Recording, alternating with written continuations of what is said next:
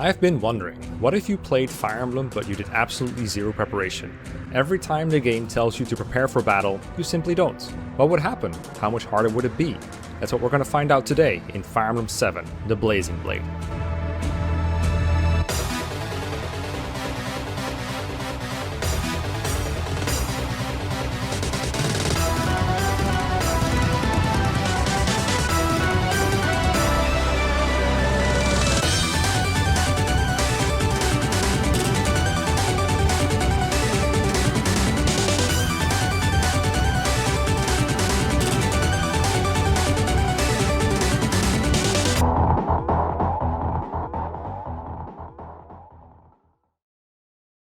Battle preparations, at its core, let you do three things before the map begins. Choose which units to deploy, choose where those units start within the formation, and swap items around.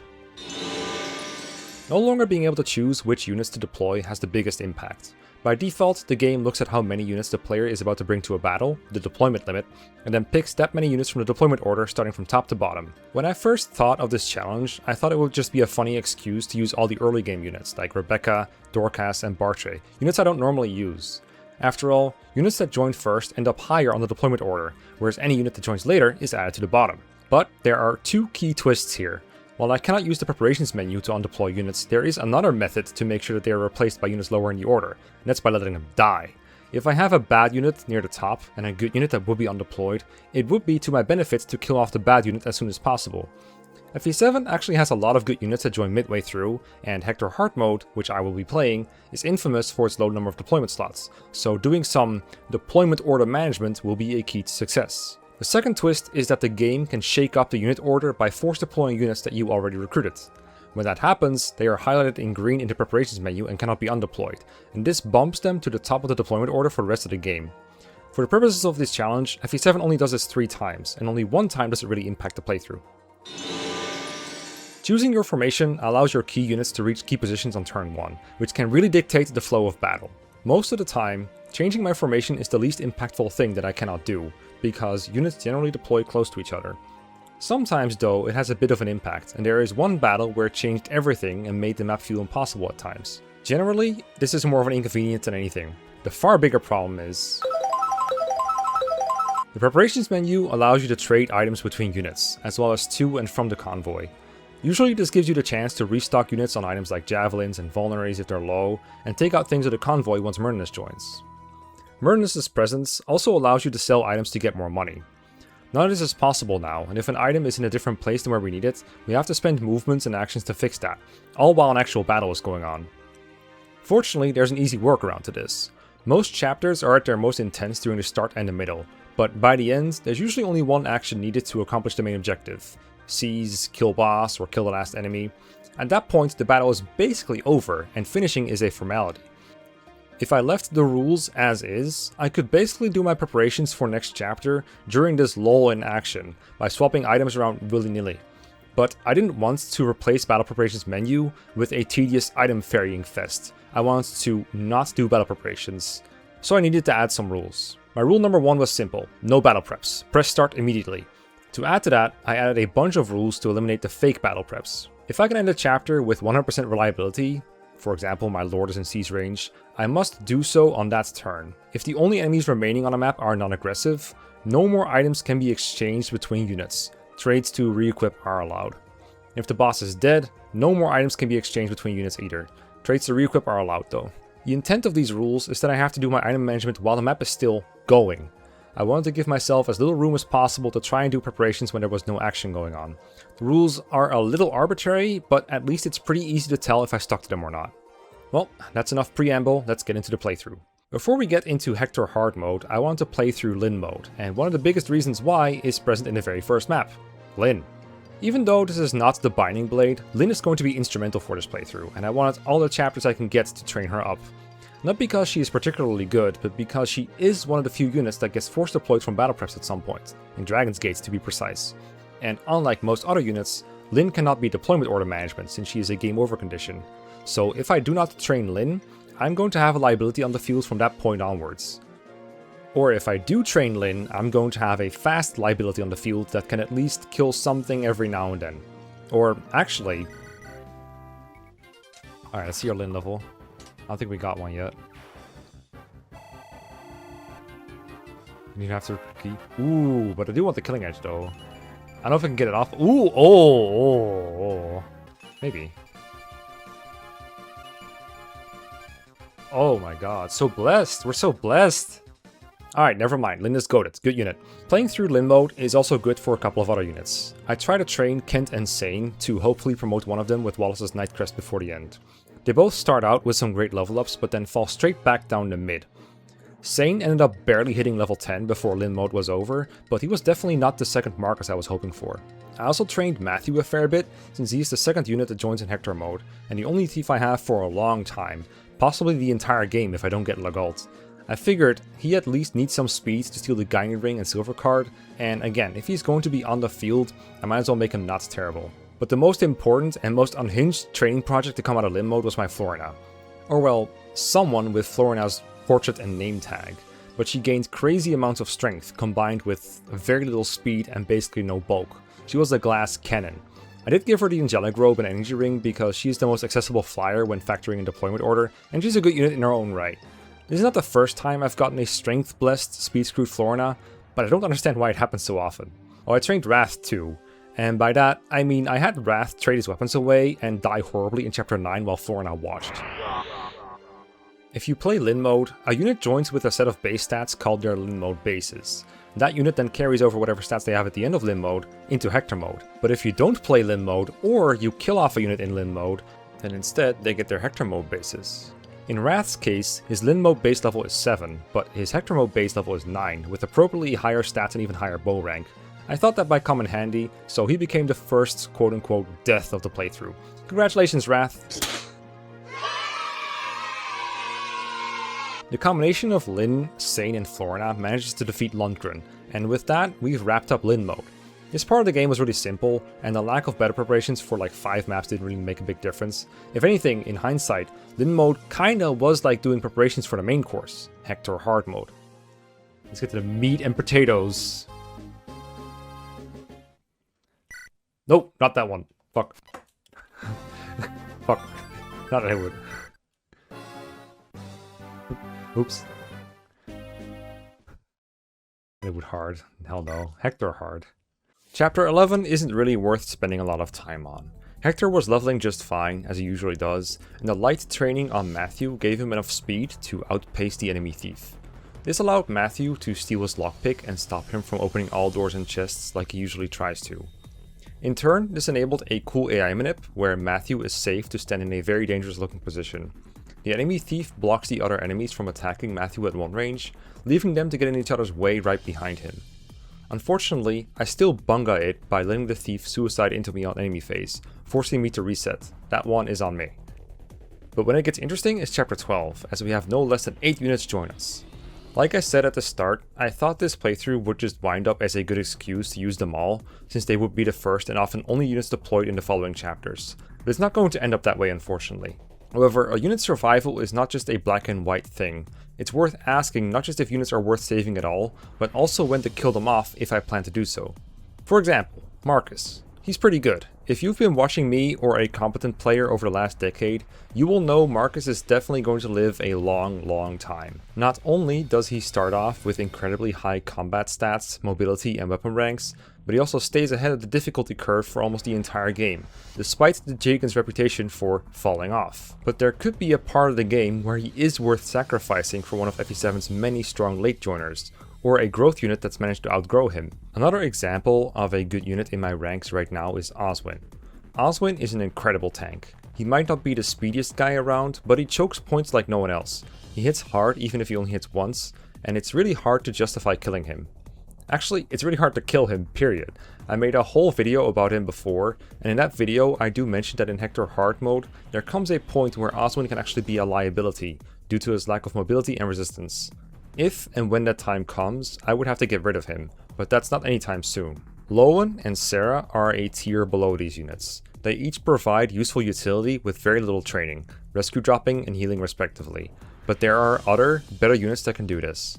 Both rescue dropping and healing are often useful enough to warrant deploying multiple people who can do it, but there will be a point where that's no longer the case. and that is when I will have to deployment management these two. They can theoretically be long-term training projects, but the combination of their bases and growths don't make them the best choice for it. Similarly, Rebecca, Dorcas, and Bartray all do have really high ceilings in some areas. Rebecca can become a speed demon, and Dorcas and Bartray can hit really hard with their high strength stats and axes. But to get there, I have to suffer through their starting stats, which are not that good, and we have so many alternatives for them that are just better at combat. Still, I don't want to kill off any units right away. For the first couple of maps, I don't even have a battle preparation screen, and all these units are force deployed, so managing them as early as chapter 12 would just be a waste. These units might not make it to the top of a tier list, and I might not want to invest any experience into them if I can help it, but I still appreciate their help weakening or even killing enemies, or doing little rescue drops here and there. Then there's Eliwood. Just like Lyn, Eliwood is going to be force deployed for so much of the game that I might as well train him. While Lyn is only going to be shoved into my team in Dragon's Gate, Eliwood's joining time puts him so high up on the deployment order that there is no getting rid of him. Eliwood's bases are well rounded but on the lower end, and he really has to hit his growths in order to become strong enough to survive and one-out enemies. If I train him a lot, he can promote using a Heaven Seal in chapter 26, gain a mount, use javelins, and be alright. Up until that point though, we might be suffering. So our plan is to go through the first few chapters with this squad, feeding experience to Eliwood, Hector, and Oswin where we can, and using the other units as a means to an end. I unlocked chapter 13X to get Myrnus early, who will make it easier to trade items between units. Over the course of these chapters, one thing becomes very clear. Eliwood is not Ellie good. Eliwood level! Yes! Yes! Started. It's begun. Alright, what are we getting? Skill? Wow. One of those Eliwoods, huh? He's so good. Watch this. He's so good! He's so good! He got like 2 stats there. This is going to be a bit of a problem. I actually plan on not just using Eliwood, but getting him, Lyn, and Hector to level 50 for the purposes of hitting a route split benchmark later. And he's making it really difficult. At chapter 14, I get the first preps menu to skip. Oh, preps, can't do that, go! Now, it's time to begin managing my deployment for future chapters. Our new potential recruit, Urk, sets the tone by moving in range of an enemy that he cannot survive. I was not going to keep him around for long, and I guess he saw that coming as he dies horribly, taking his goddess icon with him. Part of the reason I didn't make it to him in time is because Sarah started so far back in my automatic deployment. Though to be fair, I did have units and actions available to save Urk, I just didn't feel like resetting for him. Urk's death does have an ugly consequence though. In order to recruit Priscilla, I now have to visit the village that she is in. Normally, in order to get her, you can just recruit Urk and then make sure Priscilla's village is not destroyed, which makes the chapter very easy, but now I have to dedicate someone to visiting it. Still, I run over the chapter with Marcus, Hector, and Oswin, which will be a running theme. Dorcas, Bartray, Guy, and Rebecca are in charge of cleaning up stragglers, and in doing so, I find opportunities to get rid of 3 of them. Dorcas lives to see another day, but it is a numbered day. In chapter 15, Talons Alight, my deployment squares are just perfect. Marcus starts close enough to the boss to counter him on turn 1 enemy phase. Normally this would be difficult since he is a nomad with a longbow near a wall that you cannot move past, but there is a mage positioned in such a way that you can force him to 2-range you. Unfortunately, Marcus has not leveled speed yet, which renders him unable to double the boss when he equips the steel bow. I hold off on the unit order management here since I got everyone I wanted on my roster already, but... Okay. No! No! Give her back! No, why is it 8? What do you mean 8 units? No! No! My mends! I guess Sarah has to do everything, huh? Why is it less? Tiny fucking castle, 9 units? Big ass open field? Are you really telling me that one person didn't make it to this field march over here? Supposed to kill Lowen. I'm working on it. Chapter 16 is the influx of a lot of new, or rather old units, and that means it's really time to cut the chaff. If we want to have our super mid Night-Crested Sane, our muscly glass cannon Florina, or if we want to train Lyn before Dragon's Gate, or apparently if we want Priscilla on the squad, we're gonna have to get rid of a lot of units. So it is time to say goodbye to Lowen and Sarah. Poison in his mouth. Kent and Will we could maybe keep for a while since they are probably lower on the deployment order, but they are still worse than a lot of other units to join later.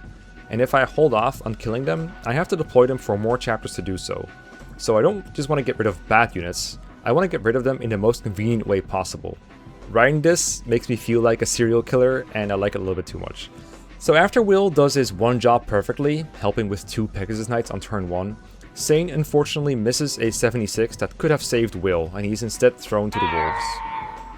Another notable thing about chapter 16 is that Lynn's group starts right near a group of shops, and Lynn comes with a sellable gem. So this is a really easy chance for me to stock up on javelins, hand axes, and everything else I might need.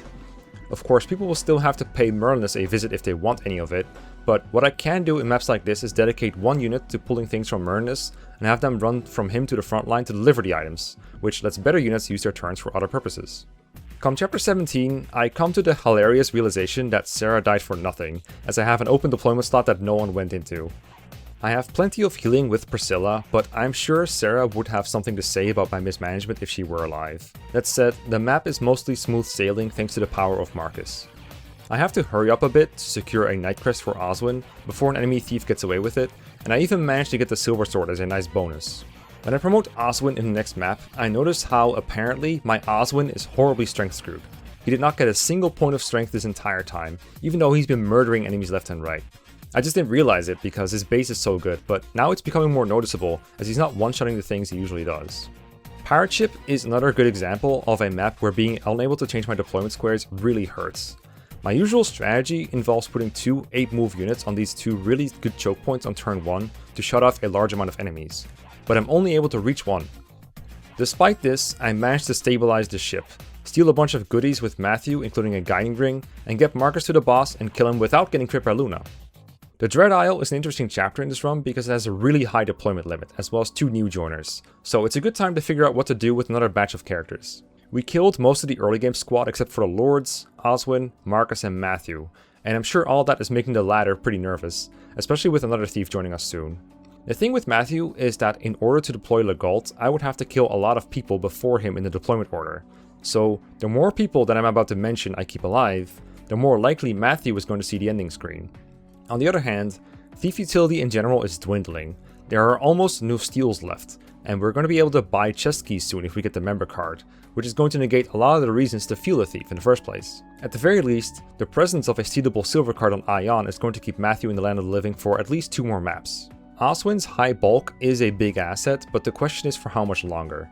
At this point, I'm convinced I want him for at least Dragon's Gate and maybe Kinship Spawned. But he is a terrible deploy for the Desert map, Living Legend, as well as some of the other challenging maps like Battle Before Dawn and Cog of Destiny. Given that he is also strength screwed, I'm going to have to do the impossible and kill off Oswin at some point. I just don't think it's quite yet. Marcus is still going strong. He's actually leveled quite a bit of strength, so he's staying around for sure. Florina has kept up her high strength and even got her roommate Lynn on the plus strength steroids, so she is off the chopping block. In a sad sense of irony, this endangers her sister Fiora, because already having a strong flyer in Florina makes me not want to free up space for her, or even dedicate my time to recruit her. Sane is kind of helpful for his mobility and rescue dropping, but his stats are just not good enough to carry in combat. He's alright, but he feels less like another Marcus, and a bit more like a promoted Lowen. He can hold his own, and right now there's plenty to do for an 8-move unit with rescue capabilities, but I can't see him lasting beyond Kinship's Bond. If nothing else, because that's when I get Isadora, and she would probably be better at combat than this Sane, although worse at rescue dropping due to her lower aid. In Whereabouts Unknown, I managed to recruit both Raven and Lucius, and both of them are usually worthwhile units to invest into. However, due to joining at the bottom of the deployment order, they have not gotten to do anything up to this point, so they're a lot worse than usual. Basically, compared to a regular playthrough, I have to start feeding them experience later, and so the payoff will be later as well, making it better to kill both of them in favor of units with better bases. Another minor problem with Raven is that training him a lot would likely send me to Jeremy's version of Pale Flower of Darkness, and I'd really have to power level a magic unit to compensate. Unfortunately, with the deaths of Urk and Sarah, and the likely death of Lucius, that only leaves Priscilla. While Priscilla's heals on wheels have been incredible, I am noticing one really big flaw of her has been amplified a lot in this challenge, her slow experience gain. This has always been an issue for healers in this area of Fire Emblem. Heal and Mend only give 11 or 12 experience, and before we get our Dancer they can only be used once per turn, on player phase. Combat experience on the other hand can be gained on both phases, and on enemy phase even multiple times. Every enemy is worth around 30 kill experience and 10 chip experience. This experience gain falls off until you get like 5 for each kill and chip soon enough, but that still tends to outspeed the healing experience. This problem is exacerbated by my own rules, as they force me to end chapters as soon as the end goal is in reach. Normally Priscilla would be able to heal a couple of wounded allies during dead turns, but now even that is not possible. As a result, Priscilla's is not going to be able to level a whole lot, which hurts her ability to become anything more than a heal bot, and also would keep her behind in levels compared to a combat unit like Raven. Raven is good, but I do not want to suffer through Jeremy's version of Pale Flower of Darkness just for him. Canas would probably be able to make up for this gap in experience between the Hero Cresters and the Guiding Ringers, except he doesn't count towards the Guiding Ringers, probably because the developers wanted 4 of each. He's a good unit in his own right, but just like Lucius, he was not present for the previous map, so this is going to be his only shot at catching up. He's only 2 levels away from his promotion, and his bases show it. Like, everyone knows I'm a big fan of Canas for both his combat and staff capabilities, and I'd like him to stick around, but there is only so much room. Then there's Dart. Dart is really interesting because he has combat potential, although generally the potential men and women end up unemployed in this playthrough. But he also has a very unique niche. He is required to recruit Geats. Geats is a unit that only shows up if you go to the Linus version of 4-Fanged Offense, and in turn, that requires the total level of your lords to be 50 or higher. This is trivial in normal mode playthroughs where the experience gain is high, but in Hector hard mode this can be hard to reach due to the experience cut, and the challenges that face Lyn, Eliwood and even Hector at times. Their promotion is locked to a couple chapters after 4-Fanged Offense, so they are stuck as 5 move units without promotion bonuses. And like, you guys have seen my Eliwood, right? He's absolute garbage. The best thing I can say about him is that he gets more experience out of a single enemy than some of my other units, because he usually needs 2 rounds of combat. Lyn and Hector are actually doing really well, but even for them, reaching an average level of 6 to 17 is not trivial. But the level is in reach, and I don't get to play with Geats very often, so I told myself I was going to go for it. Which means Dart is going to get to stay alive at the very least. There's not much of a point in training him, especially since I'm going to have to make room for Geats after he's gotten the blue paint, but at least once he is deployed, he can be on item trading duty. This is something I find myself doing a lot, by the way. I am seemingly always running low on vulneraries or javelins or hand axes or even regular iron weapons with someone, and I always have someone running around doing restocking. So with all this in mind, I end up tactically deploying several units in dangerous positions. Lucius, Raven and Canas stall annoying enemies, only to end up mysteriously vanishing. Fiora flies in and then dies within 6 minutes. Can't suffer from survivor's guilt if you don't survive. They do all this to buy enough time for the main squads to make it to Uhai. I managed to make progress fast enough to pick up the Torch Staff for Priscilla, and avoid Uhai's deadly killing edge with Marcus, rewarded with a good level up for the Jagan. We're also fast enough to make it to chapter 19X, where we start off with a bunch of annoying misses against the enemy mages as they hide in forests. Usually I would utilize Florina as my mage killer here, but deployment slots are much more limited than in the previous map, so the only unit with good resistance here is Marcus. But to encourage me to have faith in him, Marcus carries us through, getting another good level up in the process. To show my appreciation, I have Marcus move forward and start weakening Ion, since he's an annoying and dodgy boss and I want to get rid of him ASAP, but Marcus gets a little overzealous. Usually I'm happy to see a boss like this go, but not when I still wanted to steal the silver card. I could reset, but I've been at this chapter for 30 minutes at this point, I'd rather just keep playing, so I tell myself this game gives me a bunch of money and I don't need the silver card. I just milk Kashuna's high level squad for all the experience I can get out of them and then dip. Next up is Dragon's Gate, my favorite map in the game. There's a lot to do here. We have the main objective of killing Darren and eventually seizing the throne, preferably before too many annoying reinforcements arrive. I also want to recruit Legault before he gets away and have him or Matthew steal the member card from the thief running with him. Then I want to use the member card in the secret shop, probably the one closest to the throne, to buy some goodies. The easiest way to accomplish this without getting bogged down by the many cavaliers in the tight corridors is to choke the central point on the map, so we want to get there without letting the enemies get in there first. I tried to feed the initial armor knights to Eliwood, but he sucks so much that I can't, even though rapier does effective damage. Then I make sure Marcus ends up in the central choke, so he can hold it while waiting for Oswin to relieve him. While this shuts off the direct path to Darren and Legault, I can open a door on the left with Matthew to make it to near Legault's escape point with more time to spare. This all went swimmingly. I got Legault in a member card, and Marcus even got another strength level along the way. But a bit of a problem occurs where some people and items have to be in too many places at once. I want to get the blue gem from the chest, sell it at the secret shop with the member card, and also get the brave bow chest at the bottom, and suicide Matthew into Darren since I now have Legault to replace him. What? But I also want to kill Darren ASAP to stop reinforcements. But once I kill Darren, I am legally obliged to seize the throne if Hector is nearby, basically. Due to some inefficient movements on my part, I end up seeing a bit too many Pegasus Knight reinforcements, and they threaten to kill Merlinus. Now normally Merlinus' life is the last one on my mind on the battlefield, but my unit's inventories are filled to the brim right now, so I need my 10th alive to buy more stuff. Sane is chosen as the heroic savior of our merchant, with Florina nearby to maybe fight some of them. But in order for Sane to not die too fast, I strip him of his weapons. This buys me a little bit of time, but in the end, Sane dies a horrible death while Florina watches. Eventually she'll get used to this. Myrtleness gives her some more exposure therapy by dying as well. Marcus, meanwhile, did bonk Darren with the hammer, which stops new reinforcements from coming in. I do end up stalling, sort of by accident, when I could have seized with Hector, but fortunately the game punishes me for my rule breaking. I forgot I cannot buy any keys in the secret shop, so I just end up selling the blue gem and buying a physic and save the rest of my money for the next map. Speaking of which, we're now in New Resolve. This is where Ninian joins, and unless we make room on our roster, it will be the only map where we have a dancer. For this reason, I plan for this to be the last map for Matthew and, as much as it pains me, Oswin. Matthew's job this chapter is to run back and forth between Myrtleness and the nearest armory to sell, buy, and convoy items, and then die. Oswin will be on the bottom left, slowly dying to an enemy monk. I want to restock on 1 or 2 ranged weapons, as well as get pure waters from the vendor near the top. Everything went swimmingly until I moved Florina a little too far forward, right in range of the warrior boss Oleg, who shot her straight down with his bow thanks to Florina's abysmal defense. I may be a fool, guys. I thought Oleg's range was 1 lower. Oops. Alright, we're under old management. I didn't kill anyone off yet.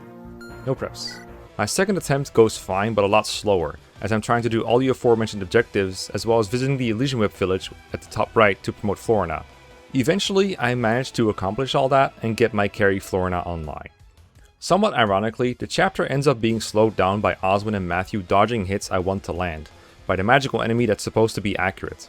Enemy monks really are good for nothing. Matthew ends up dying, but I just can't seem to get rid of Oswin, so I elect to just keep him alive for one more map. The recent series of deaths shakes up my deployment for Kinship's Bond. I now have Legault, Dart, and most importantly Ninian to work with, and of course our newest recruit, my beloved Isadora. Legault will be useful for thief duty now that Matthew is gone, and Dart is not too bad to have since he can act as a convoy flunky. For example, on turn 1, he can get between Myrtleness and Marcus to get some newly purchased weapons onto the Paladin. I use Legault to bait Heath into my recruitment range, allowing Eliwood to safely remove 1 enemy unit from the map. First time he's done that in this playthrough, I think. His second time comes right after. I secure the center of the map's choke points with my bulky units thanks to Ninian's help.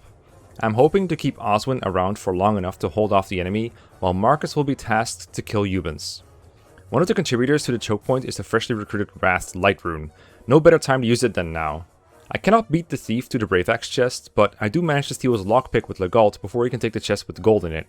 This allows me to transfer that gold to my bank account, and Isadora takes my cards to the shop and grabs some good staffs for Priscilla to use. I'm going back and forth on whether to train Heath, since he's pretty low in the deployment order, and I'm not sure if it's worth making room for a second trained flyer. But at the very least, if he makes it onto the roster for a bit, I'm sure a 7-move flying flunky will be nice. Once I'm close enough to winning, I start deliberately letting Oswin fall to low HP. I forgot Eubens actually moves on his difficulty, so Marcus starts fighting him a little early, and Oswin does his absolute best to not die. But he does eventually fall. So long Oswin, and thanks for all the tanking. You did good. Oswin! Lord Hector, I'm sorry, but I must withdraw. If only you'd done battle preparations. Soon after, Marcus goes for Eubens for one last combat, having a very slight chance to get low percent crit, but he clutches it as always. This latest culling of my forces results in one of the worst desert teams in one of the worst formations. We have Marcus stuck in the middle of the desert, while Florina is all the way to the right, where a non-flying unit could move around somewhat freely. I got no Ninian and no Heath, but I do have Eliwood and Lyn in my front lines, as well as Dart. Legault is nice to have though, and he can spend his turn 1 grabbing some items from Myrtleness, including a torch. When he uses that torch, he spots a valuable ocean seal right next to the tent. Why couldn't Myrtleness just pick that up himself? Lazy bum. In this chapter we get Hawkeye. He's going to be at the bottom of the deployment order for now, but if we play a Guidance chapter after this, he's going to be force deployed there. This is the second instance of FE7 forcibly moving unit to the top of the order. I definitely wouldn't mind having this monster of a unit on my team for the rest of the game, but getting Genesis is a tall order, as it requires 700 XP to be gained, and right now, my units are getting like 5 experience per kill. Usually, a solution to this is to grind XP with Ninian or a Staffer, but without Ninian, and with my limited number of rare staff uses for Priscilla, this is not an option for me. Plus, it would go against my self-inflicted rules. So, I resign myself to the fact that getting Genesis is largely out of my hands, and if I want Hawkeye on my team, I'll have to do it the old-fashioned way. As I'm fighting my way through the map, someone in my chat asked an interesting question. We have Yuri online. I mean, there's websites. There are websites. If we just have Lin Convoy warp or Convoy grab something. I just mean Lin learn. Oh, it actually was Yuri. I would actually like that more than the things here. I would like a 20 hat, use that excellent Hawkeye for now. We have Lin Thorn as C. That is kind of where it ends though. But yeah, we have a Lin Thorn as support and a Hector Eliwood support that we're actually building. These supports are helpful, particularly when fighting a bulky, strong boss like Paul, who's not getting doubled by any of my units. Somehow I managed to feed him to Eliwood, and I'm rewarded with a really good level up that miraculously includes strength and defense. I have Hawkeye clean up the right side of the chapter since he spawned in a good position for it, and he has a good matchup against almost everything there. Lin shows off how good she has become, able to kill unpromoted archers using her personal weapon when her support partner is nearby, just like in the Binding Blade. I get Priscilla to level 10 finally, but I still hold off on promoting her, hoping to get 1 or 2 levels. Really hoping to make her combat viable, even though my heart knows it is not happening. The rest goes very smoothly. I managed to steal the white gem from Jasmine before the lords combine on them for a kill. I don't pick up every desert item, but I do get the Philos Might for Ninian. It takes me 2 tries before I get it, because I was trying too hard to do a fancy version of the desert item trick involving the item screen. Other than that, pretty good. Next up, the chapter we've been working so hard to get, Four-Fanged Offense. This chapter has a very generous deployment limit, on par with the Dread Isle, letting us bring almost everyone who is still alive at this point, including Wrath, Heath, Ninian, and Isadora. Only Hawkeye is left on the bench. So, what is our reward for training up the lords to a total level of 50? What do we get for putting up with Eliwood's complete lack of strength? Well, we don't have to deal with Fog of War, we have an opportunity to recruit Geats, and we don't have to put up with a moving boss. So this should be smooth sailing, right? I finally promote Priscilla. Her stats are still total garbage, but the +1 move is welcome, and she can occasionally attack if that is more desirable than her healing. Still, my hopes and dreams of an 8-move magical combat unit are pretty much dashed at this point. My initial goal is to choke this point right next to the vendor. It doesn't look like it, but it's only 1 tile wide, and that lets me control the nearly endless flow of mercenaries coming in. This map just has so many enemies. Besides the mercenaries, you got the massive flood of wyverns and pirates, the latter of which are after the villages I would like to secure. Also, I want to visit the many shops on this map to restock on items and then distribute those items. And of course, I have to escort Dart towards Geats, safely bait Geats, and then recruit him. This is where my progress gets slowed down, and it's all the fault of this generic enemy. I said before we don't have to deal with a moving boss, and that was a lie. This hero is level 10. He moves if you get in his range, and he's so dangerous he might as well be a Reed brother. He has a silver sword, he has enough speed to double Marcus, and enough attack to kill him and Florina in 2 rounds each. He is so annoying, and he controls all the space near the mercenary choke point. Basically, he grinds all my progress to a halt, since I don't have the manpower to deal with him while doing anything else.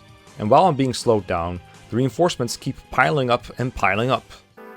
Okay, so let me read out some reinforcements for you. Turn 6, 11, 12, 15, 16, 2 Wyvern Riders, the upper right portion of the map, so it's like here, I guess. So I guess next turn we're going to see more of those. Turn 8, 2 Wyvern Riders each end of the right part of the map, so I guess that's like these 2 here. And then 9, 10, 13, 14, 17, 18. 2 Wyvern Riders into more down squares of the right part of the map, so basically they just keep on coming. And they don't stop coming. This map is so tedious, it made me want to be in Lloyd's version instead. I tried so hard to force some progress to get out faster, but the game just kept punishing me and punishing me. This Linus version felt like playing a Fate's Revelation map, where it's not particularly hard, but it makes you want to get out fast because you're really not having a good time. It made me wish I was playing a Fog of War version that I could end by just killing Lloyd. But instead I'm here with Linus in my sights, but behind 50 million mercenaries, wyverns and pirates, a moving bolting sage, and this fucking hero. At last, thanks to a lot of views of Nini's Grace with Ninian, I found a safe way to confront and confine the hero and the mercenary choke point at once. I used Isadora to bait Geats, and after Dart has a talk with him, I have Dart rescue Isadora to keep her safe. This cost the poor pirate his life, but ensured the safety of my waifu, letting her live another day. Any unit not heavily involved with combat is busy doing trade deals all around the map. They're visiting vendors and armories for items, they're sending them to Myrnus, or trading them to other units who are running low, or they're getting items from Myrnus to sell on the vendors. This was a really interesting part of the run that is really hard to show in a video like this because most of it is me thinking through my options and then doing a lot of boring looking trades. but it really made me appreciate how easy we have it when we do get battle preps. What's particularly notable about these shops is that it is effectively our last opportunity in the entire run to stock up on hand axes and javelins. We do thankfully have plenty of money now despite the lack of a silver card, so I basically fill up Merlin's tent until it threatens to burst. At long last, I managed to kill the hero and stabilize the map. I collect the villages, and even find time to visit a house that tells Legault all about the Four Fangs. How helpful, I'm sure he didn't know those guys. The bolting sage that covers like half the map is baited closer first by Florina, and then by a heavily injured Wrath, who gives his life knowing Lynn's girlfriend is now safe to dispose of him. I'm sure he's also happy knowing I sold his Orion's Bolt for 5k. Near Linus are 2 more heroes, but they are somehow way lower level than the first one, so they're easily dispatched, and so is Linus himself, finally granting Florina another very necessary speed level. What a map. I look ahead to Crazed Beast, normally the longest map of FE7 playthroughs in my experience, and see that we now have room for Hawkeye on our team. Hopefully he can increase the pace. Geats is sadly missing though, so unless we kill off more units or get a bigger deployment limit, I've gone through that stupid Linus map for nothing.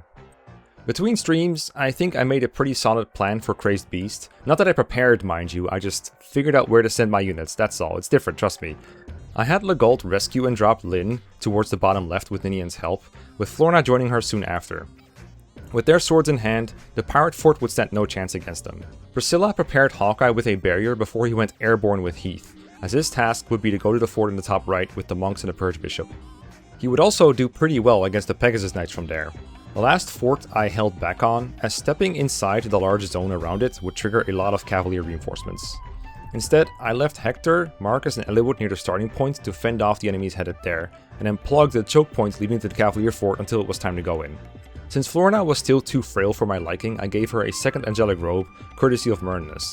This additional durability was not too important in this chapter, since the pirate could barely hit her. I was mostly trying to focus experience into Lynn anyway, since she was close to hitting level 20, and we're gonna get a Heaven Seal soon to promote her. I don't usually advocate trying to promote at level 20 exactly, but in this case the game was forcing me to wait anyway, so might as well. Lynn and Florina also hit B support in this map from spending so much time together, getting one step closer to unlocking Yuri online. Hawkeye's journey towards Bishop Fort also went swimmingly, partially because NPC Farna distracted some enemies for him. Oh, Hawkeye's getting blocked. No, Farna! Well, she saved us a bunch of money.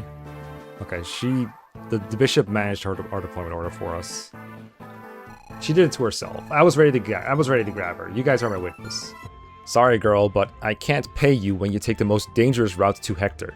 I also decided that, sadly, it was time for Isadora to look for employment elsewhere, as I was finding less and less use for her, and I really wanted to make space for Geats, as well as the upcoming Pent and Louise. So after managing her inventory at Merlinus, I had her do a maneuver that could have been one of Saint's, running straight at a pirate with a javelin in hand. Good night, sweet princess. In the meantime, Hawkeye ran into a snag near the end of the road. He managed to kill the Purge Bishop alright, but that caused the reinforcement monks to start attacking him from the fort, giving them an avoid bonus that would eventually lead Hawkeye to missing one of them, leaving the point clogged. And eventually, he ran out of hand axes and his road to seize the fort was blocked, so he had to make progress one tile at a time with his Karax instead. That was okay though. The Foray and Ostia crew had the starting point under control. Lynn and Florina were done with the pirate fort way ahead of schedule. Because of that, it ended up being way easier for me to use Florina to bait Pascal off the fort from over the water, a trick I picked up from draft racing. With Pascal off his fort, I could simply wait for Hawkeye to be ready before seizing both forts. Lynn hit level 20, which leads to the most exciting part of chapter 26, Unfulfilled Heart. She's ready to promote with the Heaven Seal Pent gives us, and now we have a bow user at our disposal. Well, a second bow user, because Geats is now officially at our party. I kinda just plopped him into the bottom right corner to farm wyverns, while having Lynn and friends fight at the top. Those friends include Pent and Louise, who are both extremely effective against the enemies in this chapter. Pent, in particular, is of course a busted unit who I expect to get a lot of use out of, if I have the deployment slots for him to make it in there.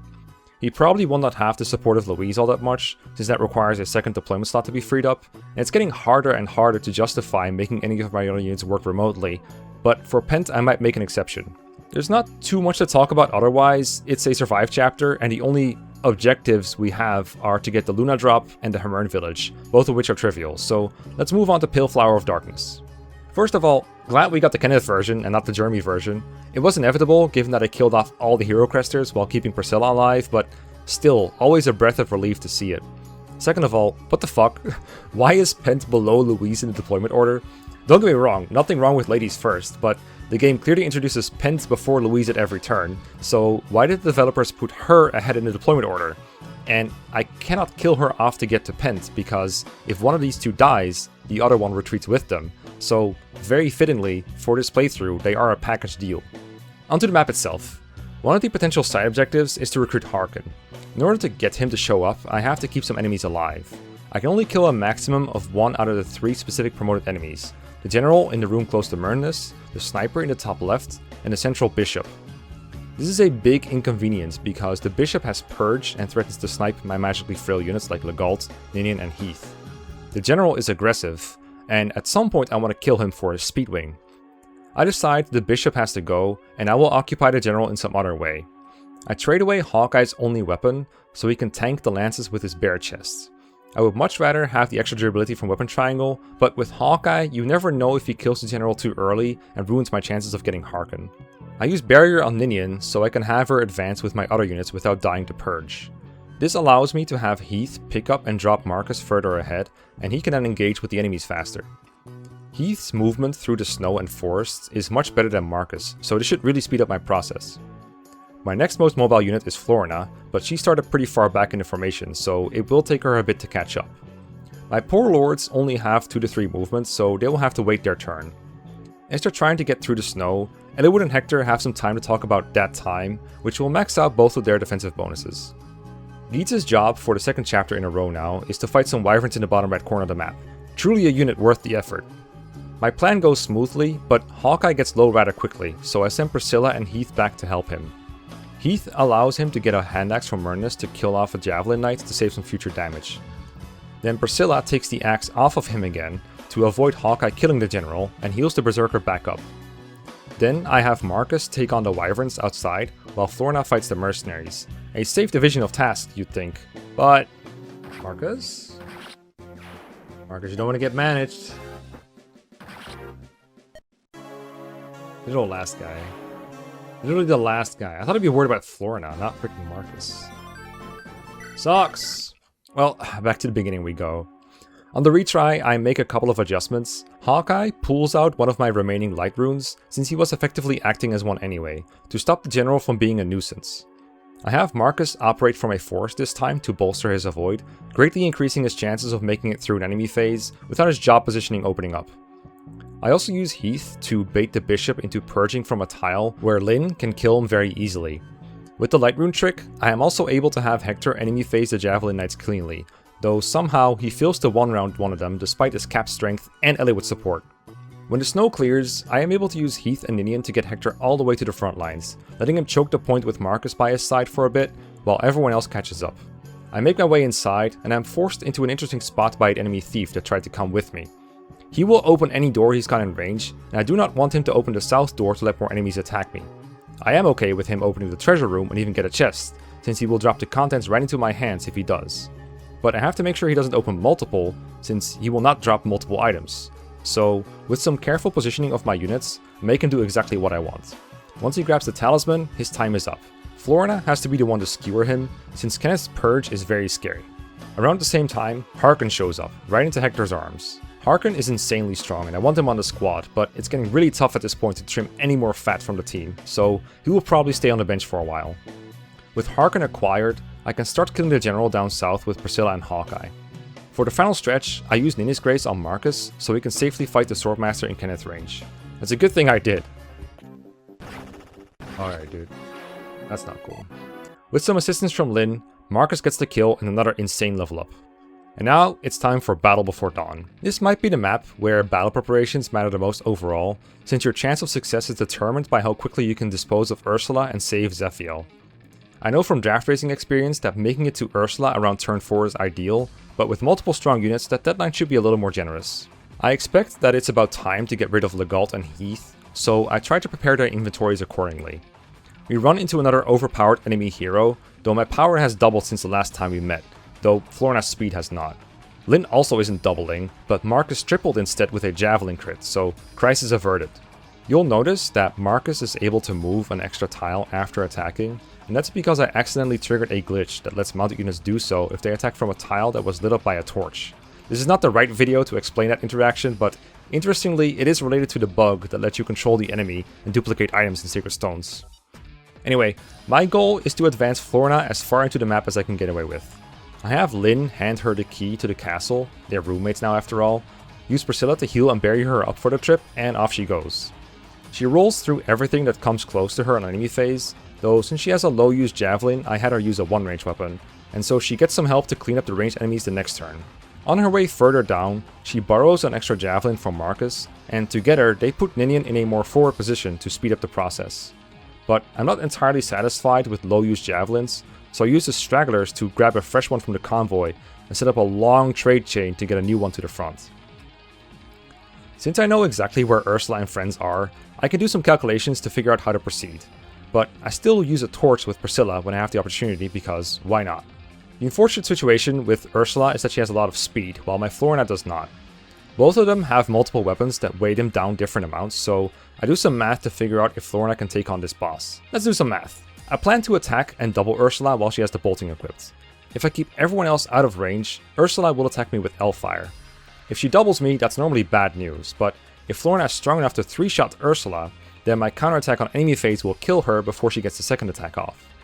Alternatively, I can let her bolting someone else while Florina is in her face, but that would mean Florina has to spend an extra turn in this corner while I want her to rush onwards to Zephiel. Also, Florina only has 5 uses of Iron Lance to her name. Her other options are Javelin, which hilariously does not double bolting Ursula, and Iron Sword, which could work offensively. But there are also 4 mercenaries around Ursula that could pose a problem defensively, and 5 uses of Iron Lance is not enough to kill 4 mercenaries, especially since I also want 3 uses for Ursula herself. Javelin also doesn't double the mercenaries, and Iron Sword seems to be a 50-50 shot at killing the mercs due to their stat variation. So the solution I came to was to use Ninja's Grace on Florina and use the Iron Sword as a hedge move for both offense and safety. What I forgot to factor in is that Florina is out of range of half the mercenaries, so her path of Ursula stayed clear anyway. I use Legault to light the way with a torch, and I do have to use my 5-use Iron Lance to fight Ursula, since the Iron Sword is not a 3-hit KO. But that's okay, because I know bosses in FE7 like to move first, and so I know that my Iron Lance will not break on the remaining mercenaries. I'll just hit Ursula.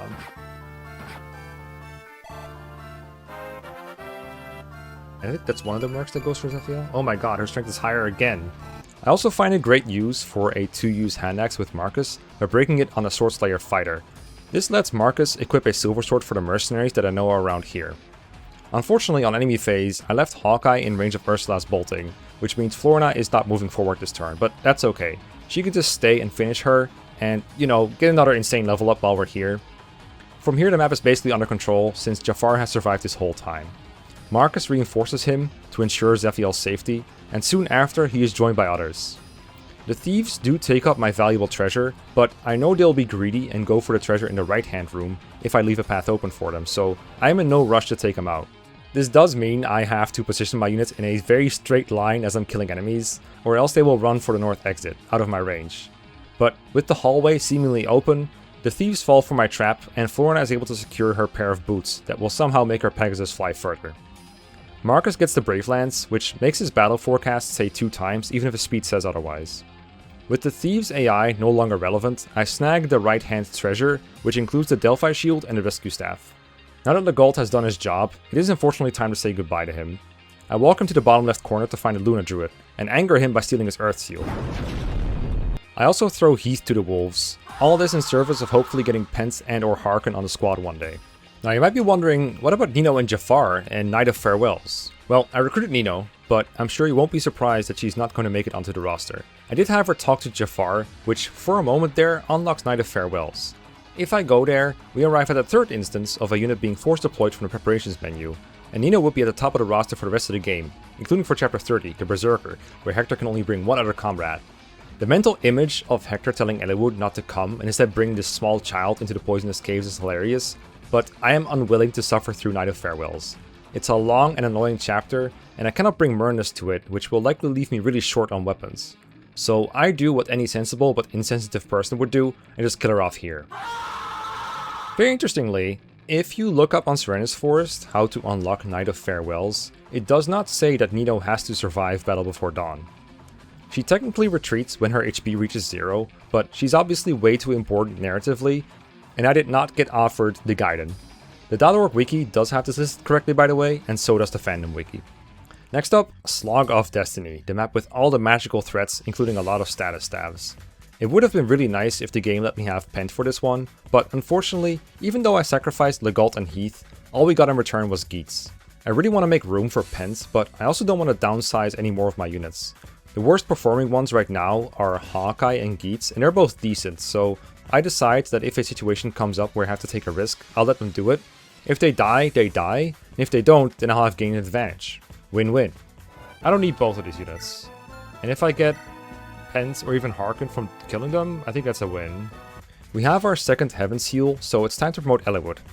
His strength is still terrible, but at least we can leverage the little he has more effectively now that he has a horse and lance access. I also give the boost to Florina, careful to make sure I do not trigger any reinforcements by stepping into one of the zones, and I use Pure Waters to prepare for a magical onslaught. I managed to shut down the aggressive Purge Bishop early, which is really nice. I have to be somewhat mindful of my 1 to 2 range weapon uses, because what I bought up to this point is what I will have for the rest of the game. There are no more shops that sell them, and the armory in this chapter only sells iron and silver. So I try to use one range where I think I can get away with it. I want to send Florina up north to deal with the Bolting Sage, but decide to go towards the left village instead to save the Warp Staff before a Brigand gets away with it. Pure Water should make her safe, but a nasty Luna Druid puts her low in HP. Unfortunately, I did not give her a healing item and she's not in range for Priscilla's Physic, so she's gonna have to survive like this until she can return to the main group.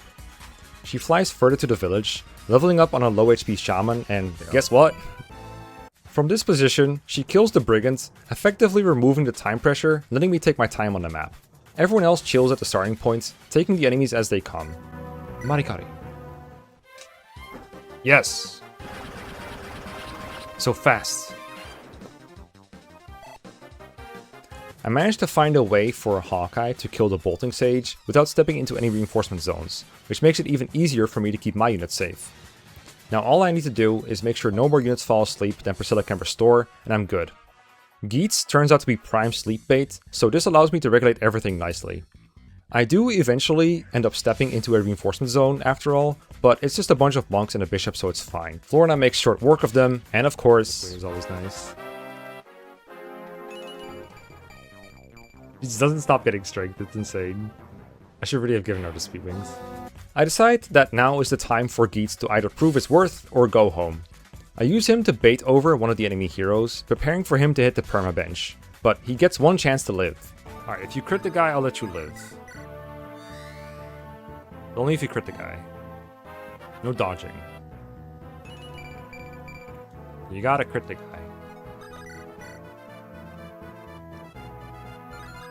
He'll do it. He'll do the warrior crit. He wants to live. No, he did it! Well, sorry, Harkin, you're not getting on there. I kind of wanted it to die, not gonna lie. I actually did it. Fucking madman. Well, I promised. He's living. Sorry, Hawkeye. During the slow burn that is this chapter, I built up enough support points to activate the Lyn Florina A support, which will give him even more power on top of all the strength they have both been growing. I've never seen these two be this good, let alone on one playthrough.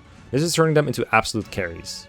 Now my plan from here was to move into the upper left portion of the map, also known as Zone 4. This causes all the remaining enemies remaining on the map, other than the ones in the Shrine of Seals, to move. That would include these 5 Valkyries, 3 of which have status staves, which is 1 more than I can probably handle per turn. But I come up with a way to possibly handle it more easily, if I can bait them from outside of Zone 4. I have Ninian use Philos Might on Marcus, which not only gives him plus 10 attack, but also gives him a status effect. Status staff enemies have very weird but straightforward AI.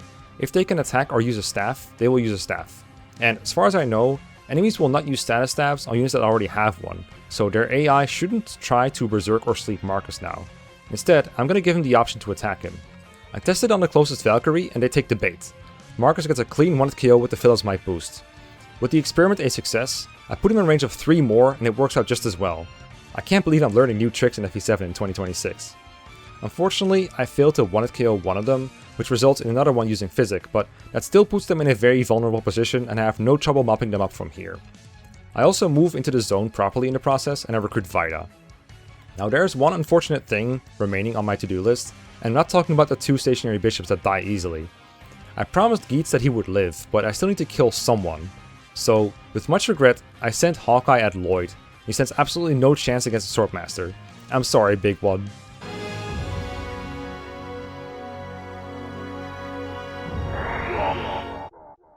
From there, it is up to Lyn to diff Lloyd in a duel of fast sword users, though she doesn't let her pride stop her from accepting Florina's help.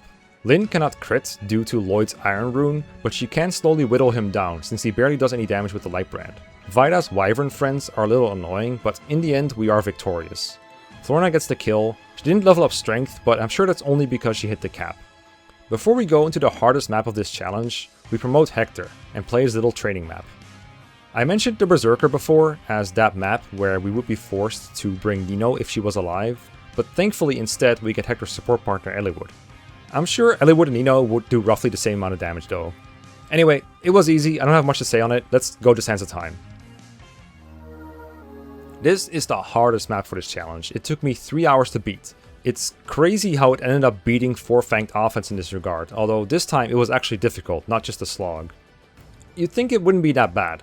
Thanks to some extra deployment slots, we have Vida and Harken now, although I haven't had the chance to give him items beyond their starting inventories. But since they start pretty close to Myrnus, that is easy to solve. Luckily, Lyn was holding on to Hawkeye's belongings and could just straight up trade them to Harken on turn 1. But the reason it's so hard to beat this map is entirely because of 4 deployment squares separate from the main group.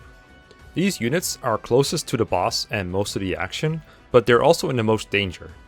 One of the units deployed there is Pent, and he's going to have one of the worst first impressions because there's a Silence Druid right near them that threatens to shut him down completely. There's also a Sleep Druid, and worst of all, a Berserk Druid. Florina is one of the other units here, and her resistance will likely allow her to avoid being statused. But the last unit in this group is Geats, and he is just so vulnerable. He's going to get really angry or really sleepy, and if Pent gets silenced, I have no way to restore him. Now there is an interesting out here. There's an archer nearby with a poison bow. As we have already discussed, enemies will not use status staves on units that are already inflicted with status. So if we can get this guy to poison us, it avoids them being targeted by the druid's much worse inflictions. Unfortunately, the archer's hit rate is pretty low, so the odds of this working are not great, and he only gets one shot. One opportunity.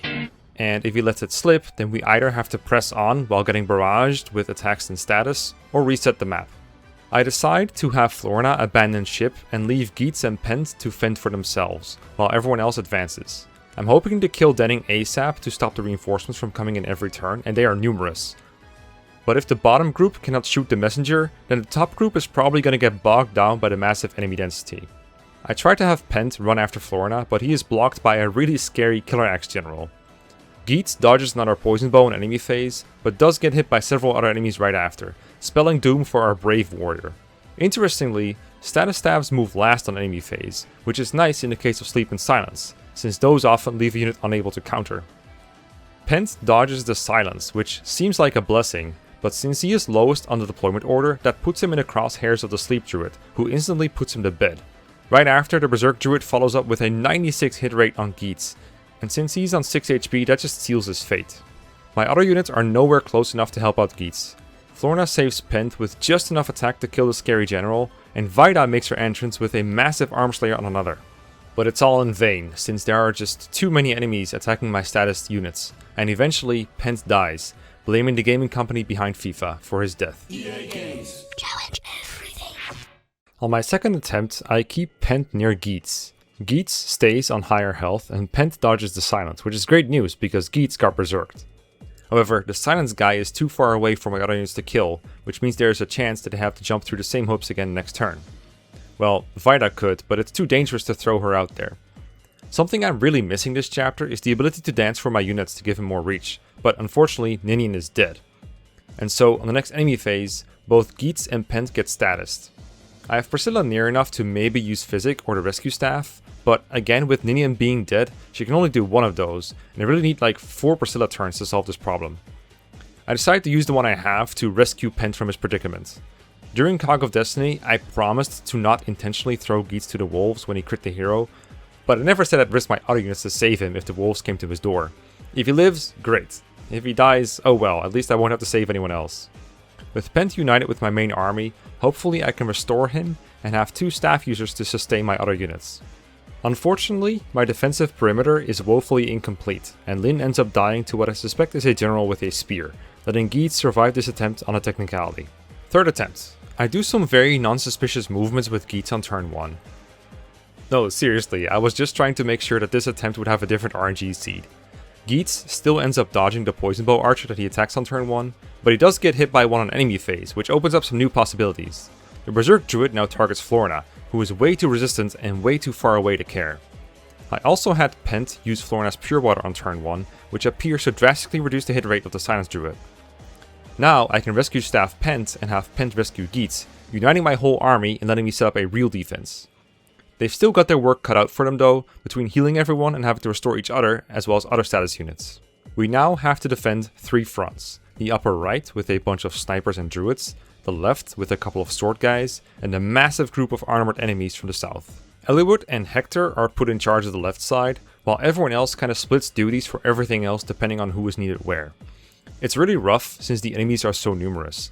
A lot of them have the range to reach my backline units if I misposition them, and it's a mix of magical and physical threats, which few in my army can survive well. There's also not a whole lot of terrain to hide on, except for a couple pillars in not so great positions. Even the absolute carry of this run, my man Marcus, is struggling, and this shows as he suffers from success and dies to 2 druid attacks. I decide to do a little bit of Mecha's turn wheeling instead of resetting the entire map, since the beginning feels quite RNG reliant, and I do not want to redo the first 4 turns over and over until I come up with a good solution. I make a tighter defensive formation, and the enemy ends up in a funny spot where most of the armored 1-range units are in the back doing nothing, while they have 2 snipers in the front line. But they still get in one too many hits on Geats, and I am once again forced to contemplate a future without him. However, when Harken also bites the dust, I conclude that the strategy I've been employing was just not good enough, and I need to take a break between streams to figure out a better one. This is the first and only time I feel like I have to split a chapter over multiple streams, and I think that really says something about it. Now don't get me wrong, I'm not doing battle preparations. How can I be preparations when I'm doing them when I'm already in a battle? One of the many reasons this map is so much tougher than usual is because I have no way to get the denning to stop the tide of reinforcements, but a new strat that I found might change that. On a fresh start, I reset and RNG fiddled a little bit until I got both Pent and Geats poisoned turn 1, which, as I've educated you on properly, will force the druids to target elsewhere, like on my Pure Water Florina. Look, okay, here comes Silence Guy. Still goes for Pent!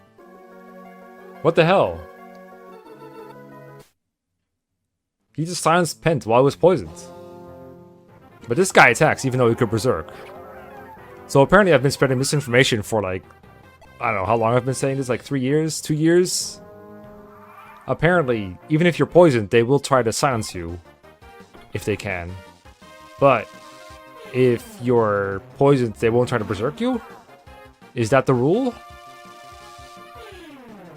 I forgot how sleep works exactly, but apparently silence does not work the way I thought it does. It's so annoying. Why would they do that? So that means, let's rewind a bit. That means that I can't rely on Pent to not get silenced here. So I'm not as clever as I thought I was, and Pent is going to have to make up for it by dodging. He does though. Crucially though, instead of Florina abandoning her comrades and fleeing towards her roommate, she instead baits Denning and brings him much closer to my group. In general, I just play a bit more aggressively this time, like by putting Harken with a hammer on a pillar to fight off a lot of knights and generals. And I also keep Hector near the main group, since he's way too good of a defensive unit to send off on a side quest to the left. Denning creeps closer to attack an injured Geats, which unfortunately spells his doom once again. Good night, sweet prince, your sacrifice will not be in vain.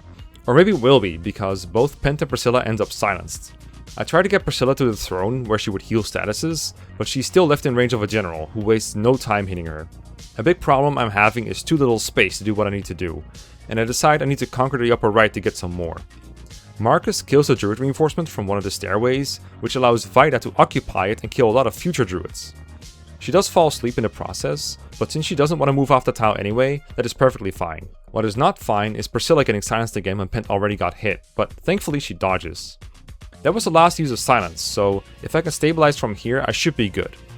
Unfortunately, I cannot have Priscilla pull out Pent yet, because Harkon is seriously injured without an elixir in reach, so I use Physic on him.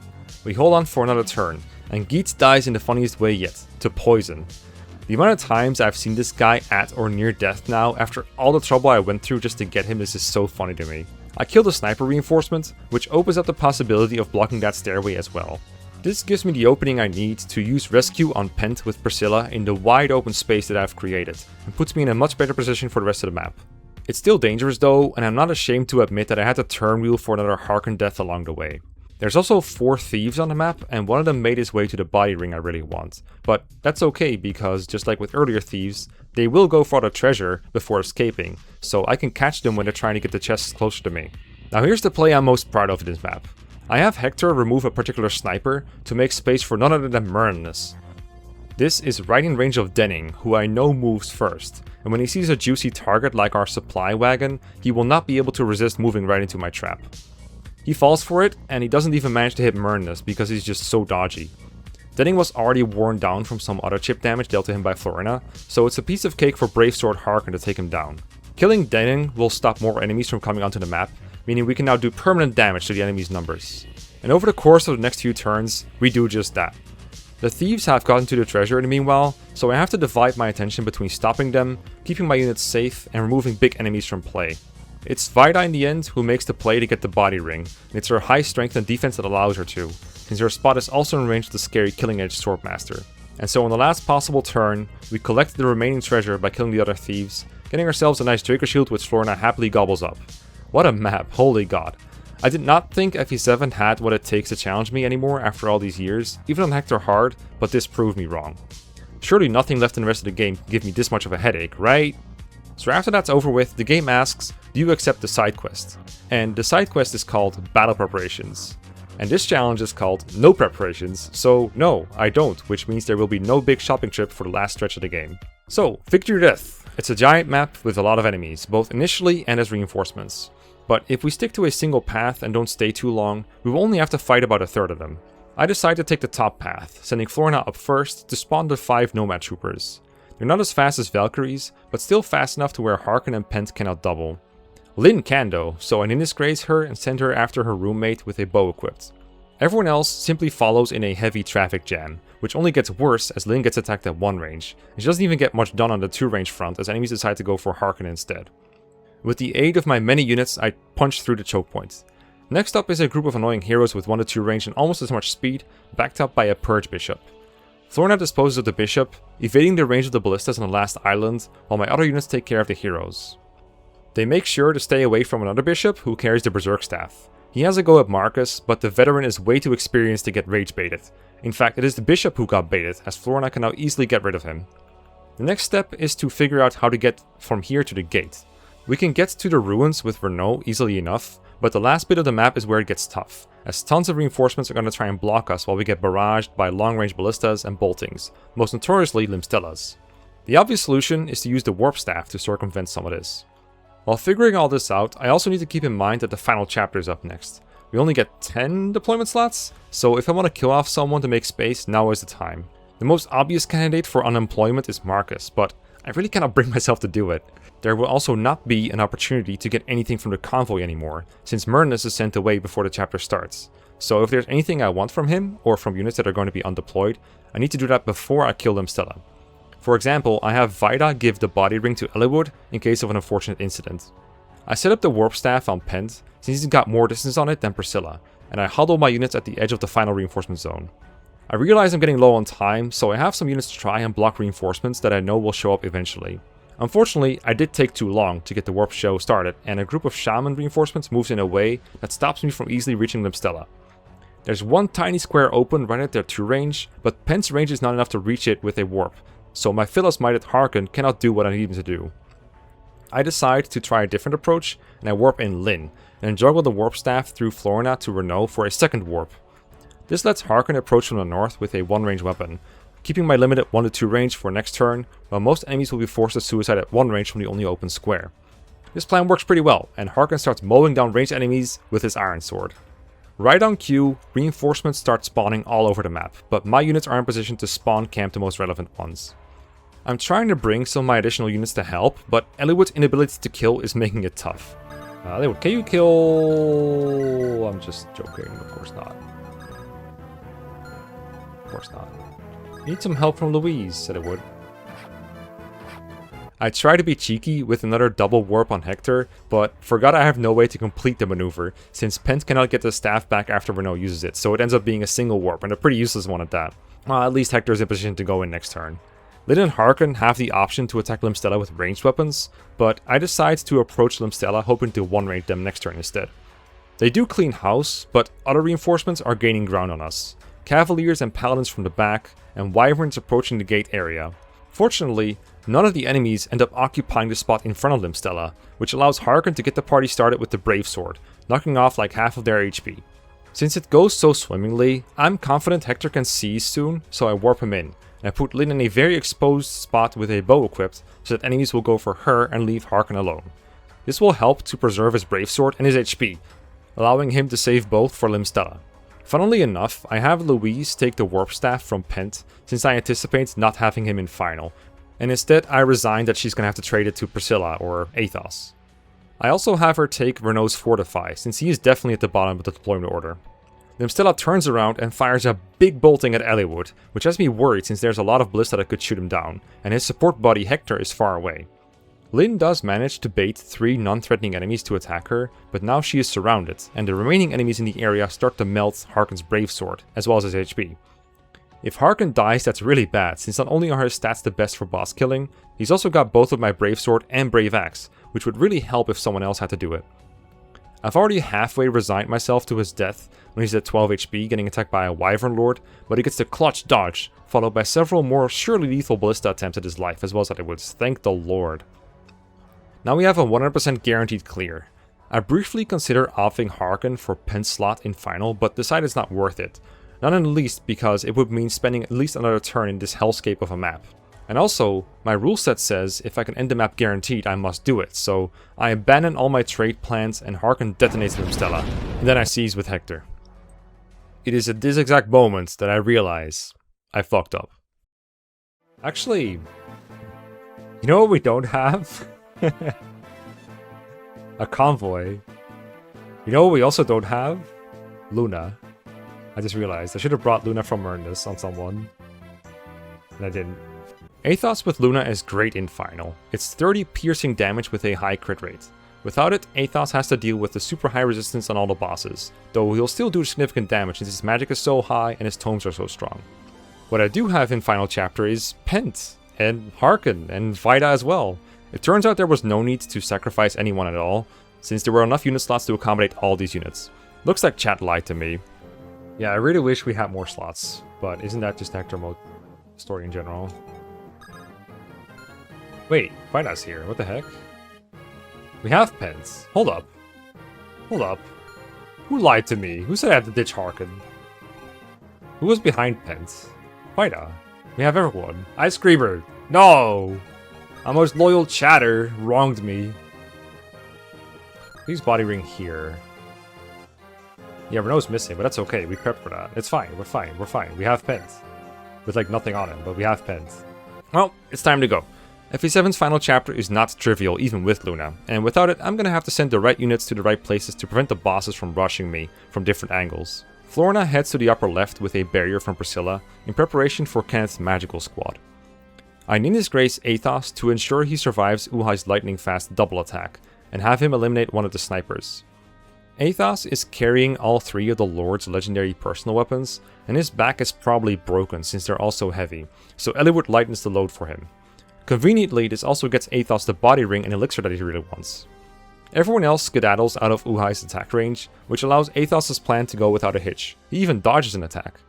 The second room with Kenneth opens up, and I have Florina take down the sage with her javelin and her massive muscles. Athos comes back to the group for some healing and grace treatment, but he can't retire quite yet, so Eliwood and Marcus give him a ride back to work. Enemy phase 2 is similar to its predecessor, with Athos chipping down Uhai to near death, while Florina does the same to Kenneth, getting another amazing level up. And now the room with Brendan opens up. The plan is to have Harkon take care of business there, though it is a little spooky. While thinking about it, I decide to have Athos finish off Uhai with a spectacular foreblaze, a rarely seen animation given the prevalence of Luna.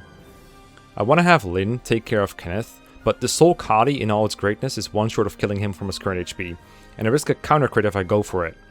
But you know what is stronger than the Soul Kadi? The 6-use Silver Sword I had lying around on Eliwood, which is just enough to bring Kenneth to 0. To deal with Brendan's room, I decide to use Phyllis Might on Harkin, which allows him to KO the generic warrior with the Brave Sword without taking a counter. Now in enemy phase, Brendan is forced to attack into him, and he eats a devastating critical hit. Marcus follows suit with the Killer Axe on the last remaining sniper, and for the Darren room, we force the old man to listen to another Nils concert, so he can safely do the fireworks show for Darren and his lackey. Our next musical masterpiece is for the benefit of Florina's muscles, and I also refresh her barrier so she can safely and strongly block the room with Ursula and Jeremy in the bottom left. She takes no damage from Jeremy, not even half her HP from Ursula. I finish off Ursula with the Silver Lance, knowing I can take care of Jeremy at any time, or keep him alive to prevent Nurgle's room from opening prematurely. Since all this is lining up really well, I have all the time in the world to prepare the rest of my army near the most dangerous room of all, the one with the Reed brothers. Nurgle may have enhanced their powers to unseen heights, but he did not think of a way to get them past the arcane might of a common light rune. Now we can do literally anything we want for 3 turns, such as having Lyn take free pot shots for the memes, or have Athos light them up with Aureola, another weird tome that we generally don't need when we have Luna. We even have the actions to get them out of the way and chip them down further with Marcus using a spear. Because of the light rune, Lloyd doesn't see a path towards us and stays still. He occupies a tile that Linus could use to attack me with the tomahawk, and even though Lloyd is supposed to be the smarter of the 2 brothers, he does not realize he could just move out of the way and let Linus handle things, which means absolutely nothing happens this enemy phase. I decide to give this one kill to the man responsible for getting us this far almost entirely on his back, Marcus. I never want to hear anyone say FE7 Marcus falls off ever again. He killed the fastest boss in the final chapter with a 1-use javelin. Florina decides to do away with Jeremy, and I set up Lyn to play with our food a little longer. I bring her roommate closer and Ironbow Linus into oblivion. With one more cool Lyn critical, we dispose of the last hurdle between us and Nurgle. Nurgle knows what's coming, but he has no way to prevent it. Nils' musical skills boost Athos' power level to the point where the old man gets a clean 2-shot with Aureola. Alright, come on, let's go. Nurgle! Athos, take a good look at me, at my tremendous power! Already, words are useless. As an old friend, I will fulfill my duty.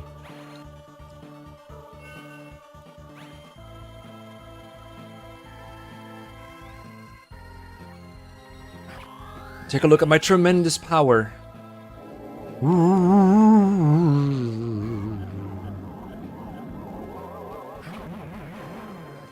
10 damage. Athos, look at my tremendous power, Baka. Oh yeah, put it on Vida. Yo, the 2% crit. Take a look at my tremendous power.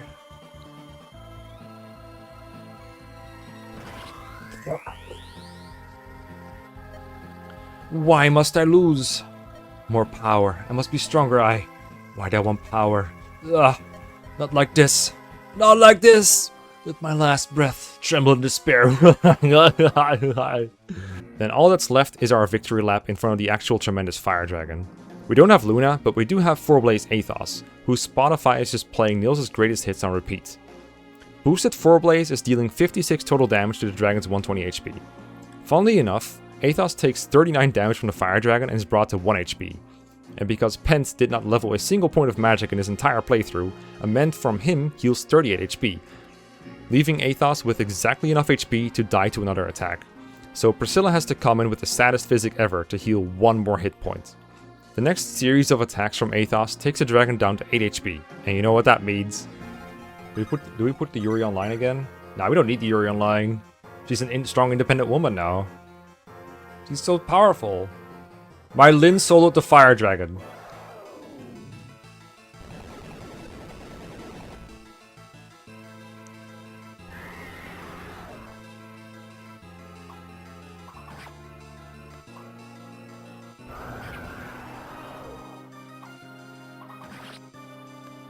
GG. She brought Thor's Ire for the more crit. That's what it does, right? GG. And that's it. We have proven that you can beat Fire Emblem 7 without doing battle preparations. And all we had to sacrifice was like 75% of the playable characters in the game, along with some of my sanity. You know, I've always found it strange how in Fire Emblem, the boss of a chapter will come up to you and talk shit, only to walk or teleport away to the end of the map and just let you sit around, trading items, making formations before starting a battle. A battle should be hectic. Troops should be scrambling to grab their gear and rush to the front lines with imperfect setups. Not doing battle preps was fun, and it gave this playthrough a fast pacing that I don't often feel in other runs. It was really different from what I expected, and it made for strange, improvised and imperfect setups. I've never done anything like this before, and I'd definitely like to repeat it someday with another game. I also did not expect to learn anything new about FE7 after playing it so many times, yet here I was in Sands of Time, thinking I knew how status stabs interacted with poison, and being proven wrong live on camera. If I were to do this challenge again, I'd be really interested in trying it in Radiant Dawn in particular, since that game gives you so many powerful tools in the base. I don't know if the playthrough would necessarily have as much room for creativity as FE7, since a lot of the fun in FE10 is the variety in weapons and skills that we have to play without, but it would be difficult for sure. I hope you all enjoyed this massive recap. This entire playthrough was streamed live, and if you want to check the VODs, there's a playlist with all of them in order, and if you want to catch me live, make sure to subscribe. I'm able to do these kinds of projects thanks to my supporters on Patreon, like the ones you're seeing on screen right now. They allow me to hire editors to get these videos out, looking better than I ever could make them. Speaking of which, thanks to Plasmaster for creating this one for me, I appreciate your help. And of course, an extra big special shoutouts to the bestest S-tier patrons, Schmitty, Safi Senshu, Frankie Stein, Schmeep, Arkholt, Ben Dion, Boots42, and Scott Mitchell for your massive support. Y'all are the best. And last but not least, thanks to you all for watching.